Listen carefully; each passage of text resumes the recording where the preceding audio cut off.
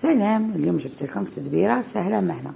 طيبت القهوه تاعي، نبغي القهوه انا في البريس. من بعد ما شربت القهوه، هذوك البقايا تاع القهوه اللي تبقى لكم في الفناجيل، كاين فنجيل تاعه ما يكملهاش ولا تبقى لك في الترمه ولا ما تقيسيهاش، ديريها في الراوه. دي فوا ما يكونش عندك الجافيل باش تغسلي مواعين، ويكون عندك هكا مواعين تاع دجاج ولا تاع حوت ولا تاع بيض، سيرتو تاع البيض والدجاج ريحتهم كاع ماشي شابه.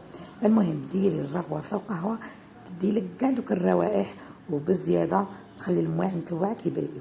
التلوه ما قصتهاش، درتها في الفريجيدير، تلم لك كاع ديك الريحه تاع الفريجيدير اللي مشي شابه. سينون ديريها تحت البوطاجي عند لافابو، ديريها في لي بلونط، ما تبخري بها مليحه للناموس وكاع الحشرات.